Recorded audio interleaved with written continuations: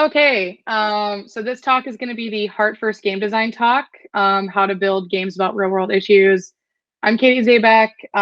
We'll talk more about me in a second. I'm going to give you guys first a quick agenda about what this talk is going to be about. So I'm going to quickly go over what Heart First Game Design is for me and for my indie company. And then we're going to talk about how I do and our team does brainstorming and design. And then we're going to talk about some traps that we have avoided or we have fallen into in doing Heart First Game Design. But obviously, first, you're going to want to know who I am. This is me. I am Katie. I'm 1/3 of Zwinzler Games, which is an all-women indie game company. In my day job, I'm a machine learning researcher. And then by night, I make indie games with my best buds. This is the picture of my best buds. And also this is some goofy pictures of my cats because just thought you guys would want to see how goofy they look. Okay, so now that you know about me, I'll go ahead and get started on our company. So we are a 3-person all-women indie studio, Zwinzler Games. These are kind of the 3 pillars that we try and sort of abide by in our company. So we want to be storytellers. We want to put sort of a personal spin on all the topics of our games. We want to be world builders. We want our games to have interesting settings and concepts, and then gotta be rebels. We obviously want representation for diverse and less often heard voices. So that's a bit about our company. So now we're going to talk about Heart First Game Design, which is something that our company does. It's kind of like our way of designing games. So for us, this is all about creating a game that's about a topic you care about. In this case, it's a topic that we care about. We want it to be personal. We want it to be thoughtful. That's what Heart First Game Design is to us. And it's also about the real world issues that we care about being the foundation of our game, sort of the place that we start when we start designing the games that we want to build. So I'm going to go through how we go through brainstorming and designing of our games. And like I said, along the way, I'll talk about some of the traps along the way. So the first thing that we do when we're brainstorming is we choose potential real world issues that we care about. Everyone usually cares about a lot of different ones, you know, like depending on your life experiences and your identity and who you are as a person, you might have different real world issues you might want to make a game about. And so what we do at our company is we sort of come up with kind of like a list of different issues. We're like, oh, maybe we could make a game about this or make a game about, you know, this idea. And that's sort of our first step, which is also our first trap. When we're coming up with our real world issues, if we can't do the topic justice, we don't include it. So there might be a lot of issues that you care about, but you feel like, you know, for whatever reason, you don't think you can effectively speak to that issue. We don't put that in our list. And then the other list that we make to the start of our brainstorming activities is we come up with potential game mechanics. So different kinds of elements of gameplay that we can use to make our games, which also has a trap, which is we only include game mechanics and genres that we are capable of building. This is a big one, especially if you're just starting out, if you're a new indie studio and you haven't made a lot of games. Don't shoot for the stars. You know, you're probably not going to make a Skyrim level open world RPG as your first game. So don't include that as a genre because you probably can't build that yet. So keep it limited to the kinds of games that you want to build and that you can build. So once we do that, we write them all on index cards. So an example of an index card we might write for a real world issue would be global warming. That's obviously an issue that we care about at our company. And so we might put that on a card. And then for a game mechanic, we might write like infinite runner. That would be an example of a kind of mechanic or genre that we felt like we could make that would make for a cool game. So then once we do that, we'll match them up sort of like pretty fast. We'll go through these iteratively. So we usually set a time limit about 5 to 15 minutes per game idea. And so we'll match them up. So for example, this match might be an infinite runner about global warming. That's kind of the idea for the game. And then we'll spend 10 to 15 minutes, you know, sort of talking through like, what would that game look like? How would it play? Sometimes we'll like match things up randomly, or sometimes we'll sort of look at the genres and the mechanics and decide, oh, it would be really cool if these 2 ideas went together. And then we just repeat that a bunch. For us, when we brainstorm, we like to go through a lot of ideas super quickly. to just sort of like get the juices flowing, get lots of interesting ideas. And then we'll sort of narrow scope later. So that's the next thing we do is we'll match up just like with index cards. All right. So another trap here is don't force ideas and mechanics if they don't work together. So if while you're doing this brainstorming exercise, you're going really fast, if you just can't come up with a good idea, don't feel like you need to like really sort of like push to get an idea if it's not going to work, because you're going to come up with a lot of different ones. So if any two like cards don't fit together, then don't sweat it. All right, so I thought I'd take a pause from talking about the brainstorming exercise to give you guys an example. So the example that I'm giving is actually our first game that we released. This was our very first game. It was a small infinite runner mobile game called Victimize. So when we were doing this brainstorming exercise, the real world issue that we had chosen was the cycle of war, and then the genre that we chose was infinite runner. So the game concept that we came up with based on those two was you are basically a character that's running through endless wars throughout time and history. So this infinite runner, you're running sort of across time, trying to hide from the different clashes that are happening throughout history. So you can see some screenshots here. It is available to download, little plug. But so that's an example of an idea that we came up with using this brainstorming method. All right, so once you have all of your ideas, you sort of really just quick and dirty come up with some ideas that you have a list. Then what you're going to want to do is, or what we do is we filter our ideas down. So do we think this idea is actually worth expanding on further? When we're in the brainstorming stage, we come up with a lot of goofy ideas. Some of them we don't think are worth expanding on.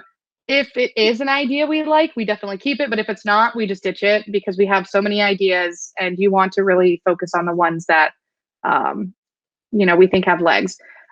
For the filtering, this is a really useful step for us because it helps us figure out what kinds of game ideas that we've come up with that we find inspiring and interesting. So this is kind of a fun first step into deciding what game we want to make, because usually we'll have a couple of ideas that we're like, oh, that's a really cool idea. We really like, that idea. And then we'll know that we want to keep that in the list.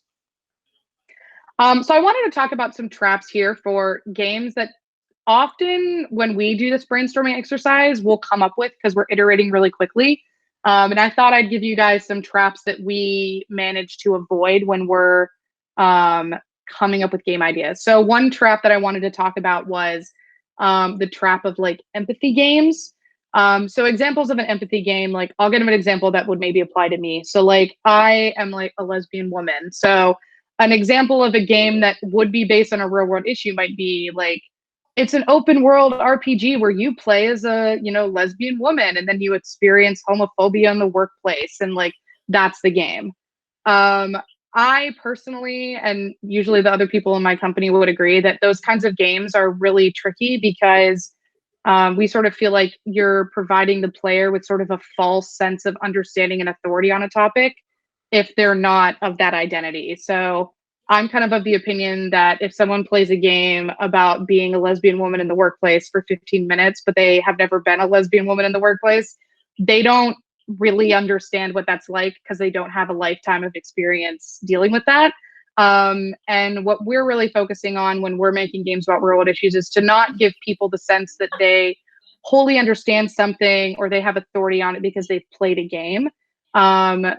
Games can build empathy in other ways, but those kinds of like gimmicky play as another person games we tend to avoid, but they're also easy to come up with. So that's something to just keep in mind, that we keep in mind when we're coming up with game ideas.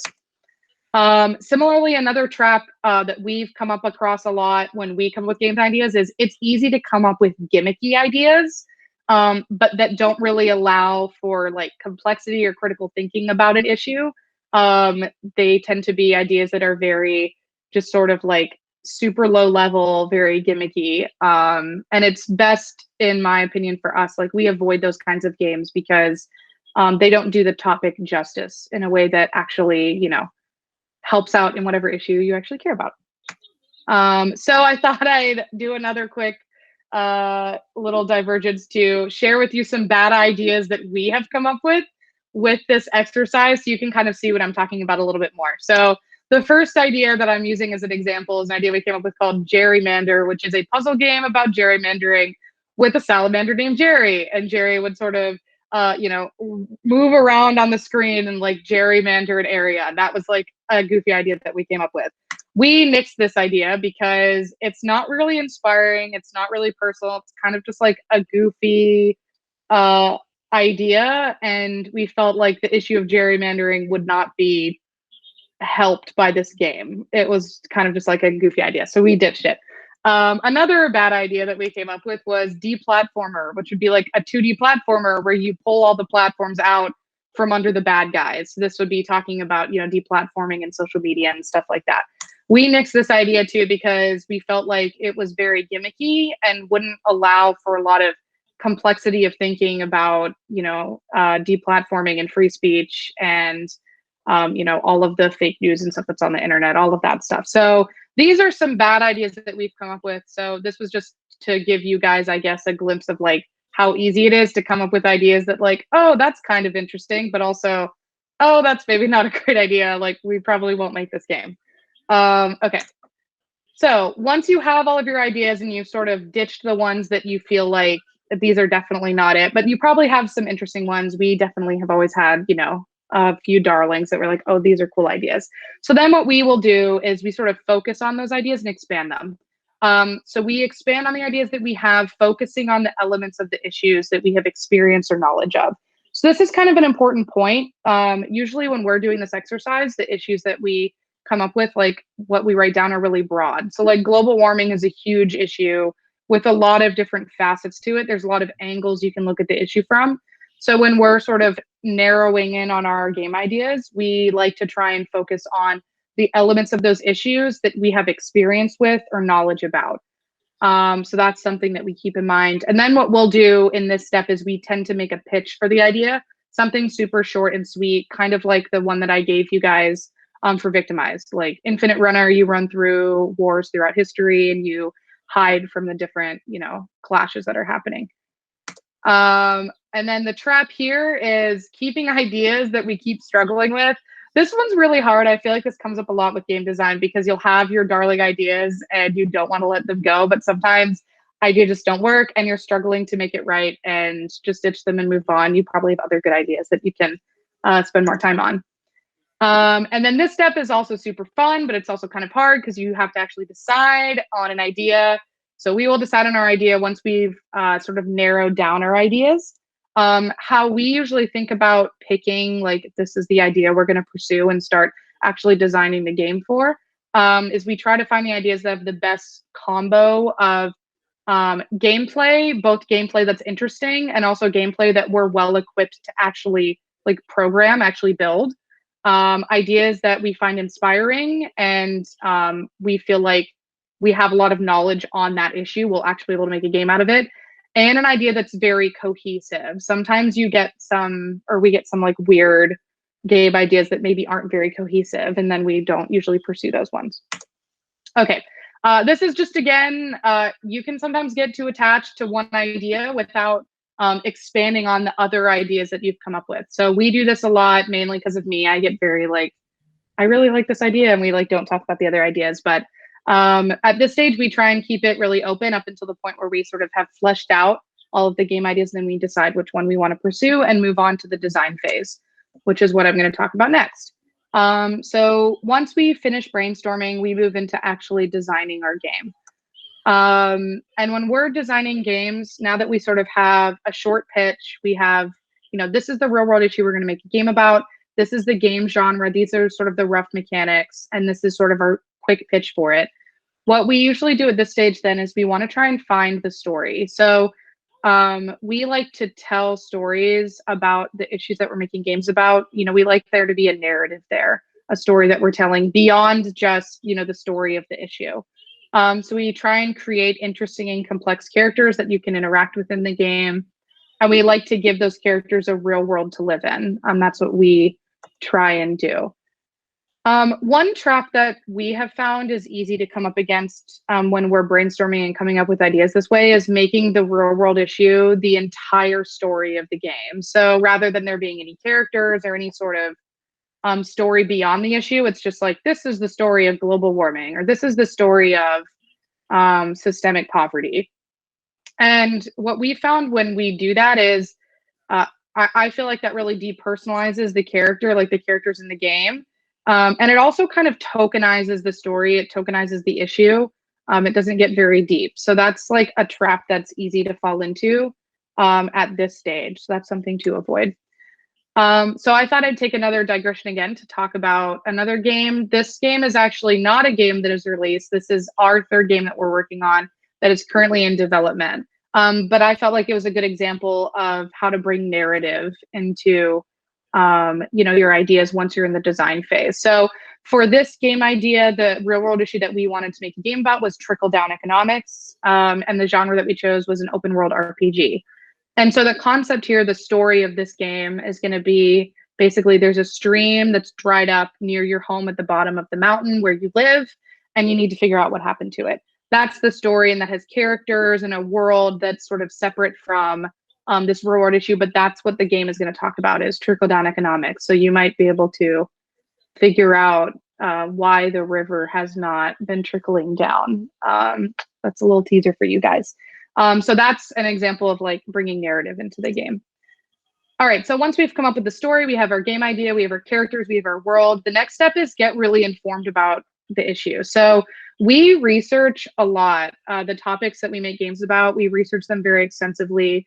We try to talk to people about their experiences with the issues that we're dealing with. And we also, as a company, we'll talk about our own personal experiences. So a game that I'm going to talk about later, Make Ends Meet, talks a lot about systemic inequality and poverty and predatory loans. And so we as a company, we had discussions about our experiences with debt and student loans as part of, our process of getting informed about that issue. And then for our game Victimized, Heather, one of our other members of the company, did a ton of research for all the different wars and conflicts that we included in our game. So we made sure that we really understood what we were including in our game before we made the game.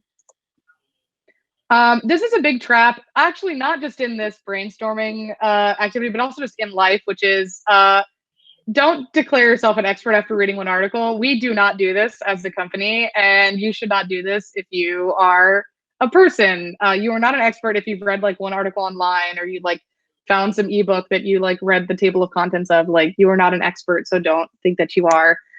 Similarly, substituting research materials for life experiences. I felt like this was an important point to touch on. Even if we can really effectively research a topic, that might not mean that we have enough knowledge to make a game on that topic, because we don't have the necessary life experiences to really understand it. So just as a personal example for me, I am a white woman. I have not ever experienced racism. So even if I was able to do a lot of research and get really informed about that, I don't have any of that life experience. And so that's a huge knowledge gap that I have. And I'd have to be really attentive of that before even attempting to make a game about it. And for me personally, I wouldn't do that because I do not have that life experience. But that's something to keep in mind, is even if you can research something a lot, sometimes a huge knowledge base just comes from having those life experiences. So that's just something to keep in mind. All right, and then next what we do is we talk a whole lot in our design process. But one of the things that we make sure to talk about is how we want to represent the topic, the issue that we care about, and what perspective we want to take. So what do we actually think about trickle-down economics? What is our position on it? How do we feel about it? What do we think are the different facets of trickle-down economics? Just as an example, that's what we're talking about now for a third game. And how can that game, the game that we're making, best represent that perspective? So what do we want to say about trickle-down economics or systemic inequality or the cycle of war? What's the message that we want to have? And we have a lot of discussions about that internally. And while we're having those discussions, it's really important to us that we don't fall into the trap of unconscious biases. So we try and really have a lot of discussions about where our biases and blind spots might be, and be really conscious of that as we're having those discussions.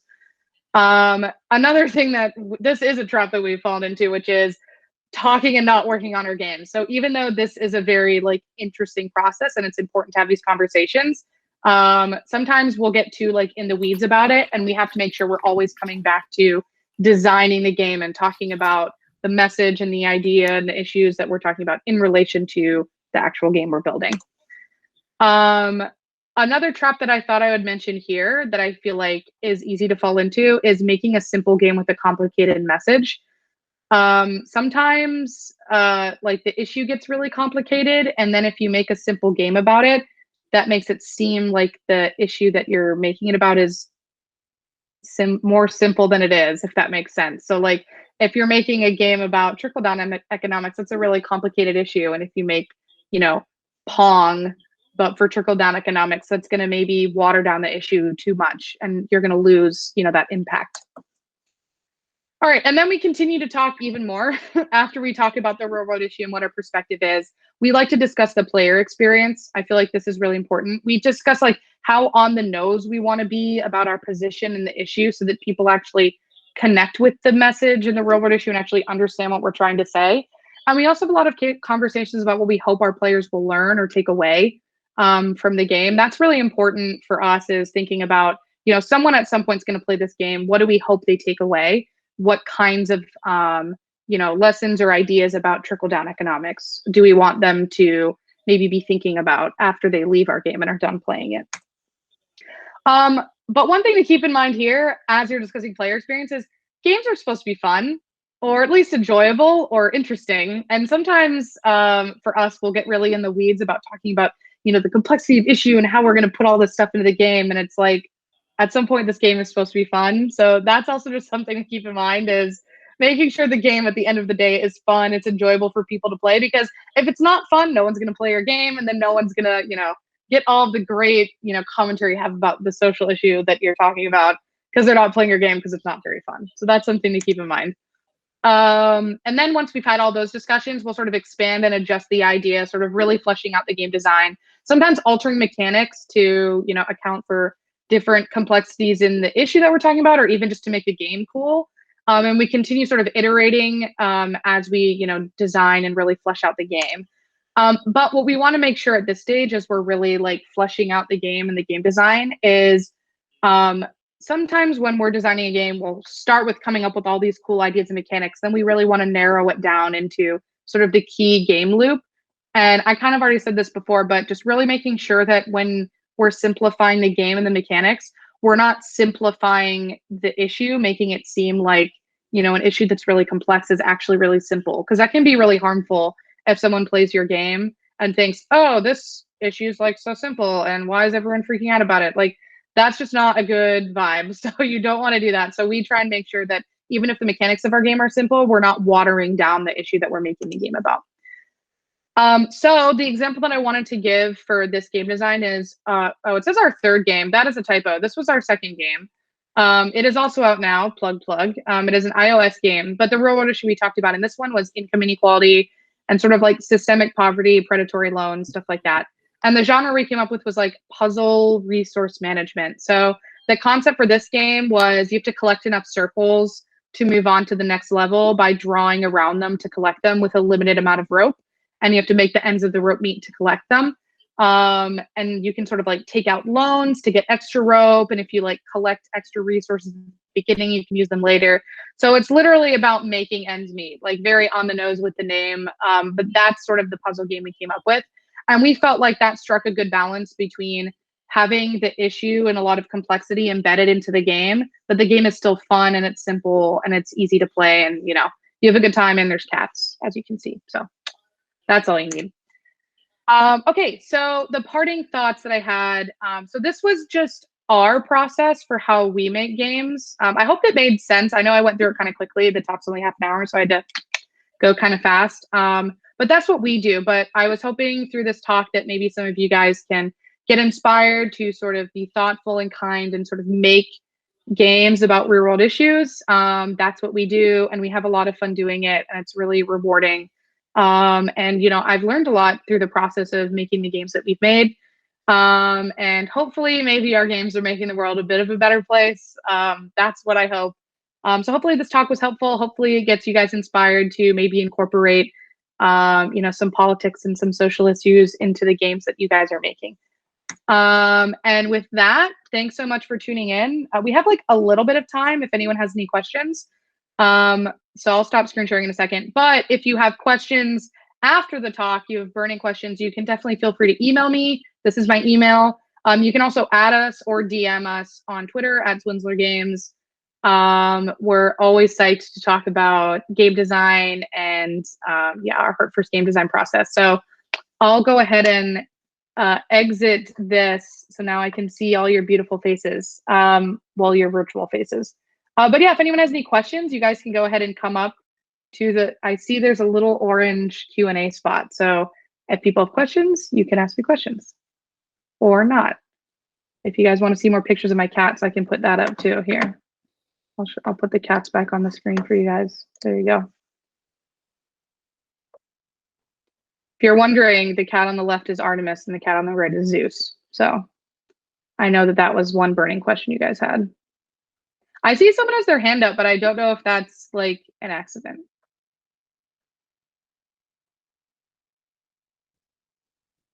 Okay, cool. Well, I'll go ahead and tune out. So I give the next person time to get their talk set up, but I'll probably go vibe in the networking lounge for like a few minutes. And then I'm going to go eat food. But if you guys want to ask me any questions there, I will be in the networking lounge. But yeah, thanks so much, you guys, for tuning in. This was really fun. I'm glad you guys stuck around. So thanks, everyone.